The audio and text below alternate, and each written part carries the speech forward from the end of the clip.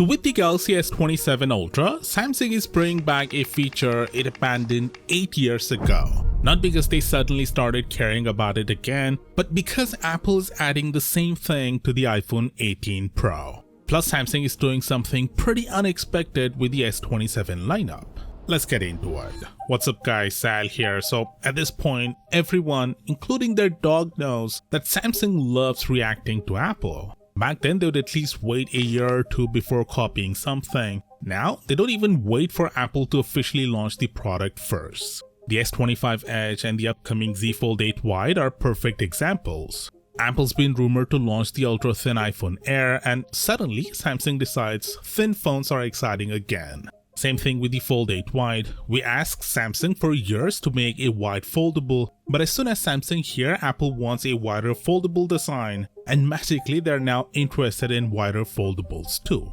And now we have the Galaxy S27 Ultra. According to Ice Universe and a few more tipsters, Samsung is bringing back variable aperture on the main camera of the S27 Ultra. And once again, the timing is interesting because Apple is expected to introduce similar tech on the iPhone 18 Pro models. Now technically, Samsung already did this first with the Galaxy S9 back in 2019. So this entire situation is basically Apple copying Samsung's old idea, while Samsung copies Apple for copying Samsung's idea. What the does that even mean? Anyway, if you don't know what variable aperture is, it's a camera feature that physically changes how much light enters the lens depending on the scene. More light in darker environments, less light in brighter ones, just like an actual camera lens. And unlike half the AI camera improvements companies keep marketing these days, this is real hardware doing real work. Samsung's old implementation on the S9 wasn't bad either. The problem was the sensor itself was too small for people to notice a major difference. But smartphone cameras are much larger now, so variable aperture could actually matter this time. Better low light shots, more natural depth of field, cleaner highlights, stuff camera nerds actually care about. The real question is whether Samsung goes with the same dual stop system from the S9 or a proper continuous variable aperture like a real camera. Xiaomi already did the continuous version years ago, so the tech exists. And honestly, anything less than that would feel outdated in 2027. Now the S27 Ultra is also expected to get Samsung's new front camera design that dramatically reduces the size of the punch hole cutout. We recently heard that the Z Fold 8 and the Fold 8 Wide will feature an insanely tiny 2.5mm selfie camera cutout down from the current 3.7mm size. And realistically, there's no way Samsung keeps that exclusive to the foldables. The Ultra phones are still the face of Samsung's mobile division, so the S27 Ultra will most certainly get it too.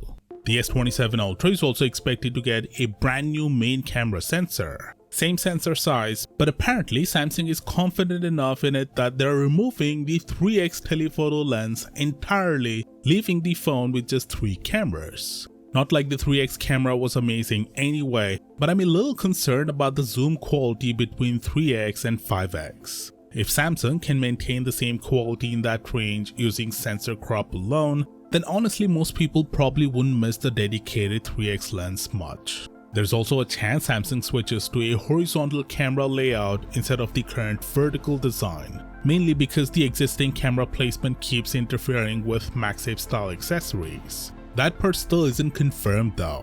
Samsung is also reportedly upgrading the ultra-wide camera and adding new low-fig HDR tech, which is basically next-gen HDR processing. So overall, this could end up being the biggest ultra camera upgrade in years. Now here's something a lot of us didn't see coming. The reputed Korean publication ZDNet Korea reports that Samsung may use cheaper OLED panels from BOE on some S27 models instead of their own Samsung display panels. Why? Well, because DRAM and storage prices are going crazy right now, and Samsung apparently wants to cut costs somewhere without hiking the phone prices again. To be clear, the Ultra and Pro models are still expected to exclusively use Samsung's own displays. The cheaper BOE panels would likely be limited to the base S27 models. Samsung has already used BOE panels on some of its mid-range phones like the A57, but this would be the first time BOE panels make their way into Samsung's flagship lineup. And honestly, if that helps Samsung avoid another price increase, most buyers probably won't care too much as long as the Ultra phones keep the good stuff. By the way, right now Samsung is offering a flat $200 discount along with a free $100 credit on the S26 Ultra. So if you're interested, I'll leave the offer link down in the description.